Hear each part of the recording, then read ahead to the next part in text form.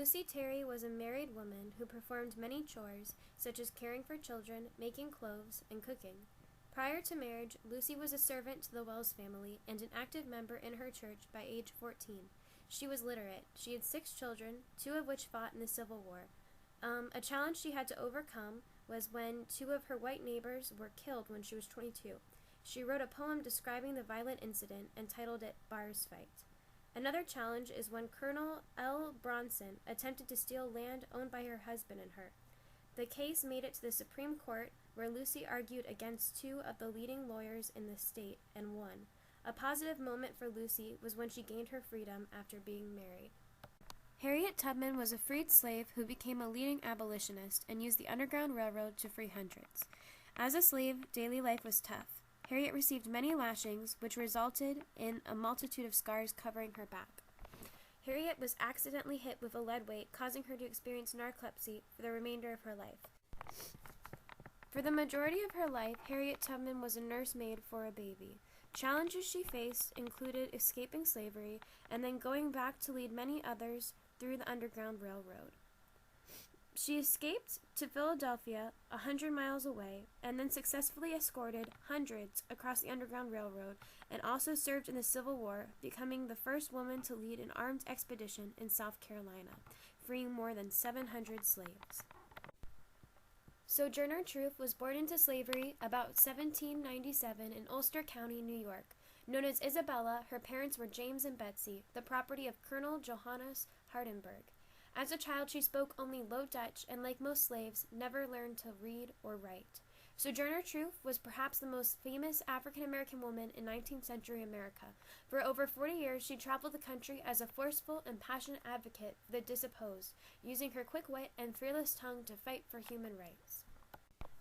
A challenge Sojourner Truth faced was when she met and fell in love with a slave named Robert in 1815. Robert's owner, Charles Cotton Jr., a landscape painter, forbade their relationship. He did not want the people he enslaved to have children with people he was not enslaving, because he would not own the children. One day, Robert sneaked over to see Truth. When Cotton and his son found out, they savagely beat Robert until Dumont finally intervened, and Truth never saw Robert again. He later died as a result of the injuries, and the experience haunted Truth throughout her life. Dred Scott was a slave who attempted to use the judicial system to fight for his freedom. Scott first went to trial to sue for his freedom in 1847. 10 years later, after a decade of appeals and court reversals, his case was finally brought before the United States Supreme Court.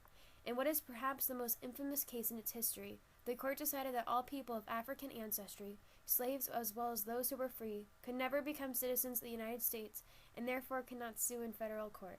The court also ruled that the federal government did not have the power to prohibit slavery in its territories. Scott, needless to say, remained a slave. Jupiter Hammond was born in 1711 in a house known as the Lloyd Manor. The Lloyds encouraged Hammond to attend school, where he also learned to read and write. Jupiter attended school with the Lloyd children. As an adult, he worked for them as a domestic servant, clerk, farmhand, and artisan in the Lloyd family business. He worked alongside Henry Lloyd, the father, in negotiating deals. Henry Lloyd said that Jupiter was so efficient in trade deals because he would quickly get the job done. He became a fervent Christian, as were the Lloyds. His first published poem, An Evening Thought, appeared as a broadside in 1761. 18 years passed before his second work appeared in print, an address to Miss Phyllis Wheatley. Hammond wrote this poem while Lloyd had temporarily moved himself and the slaves he owned to Hartford, Connecticut during the Revolutionary War. Hammond saw Wheatley as having succumbed to pagan influences in her writing, and so the address consisted of 21 rhyming quatrains, each accompanied by a related Bible verse that he thought would compel Wheatley to return to a Christian path in life. He would later publish 2 other poems and 3 sermon essays.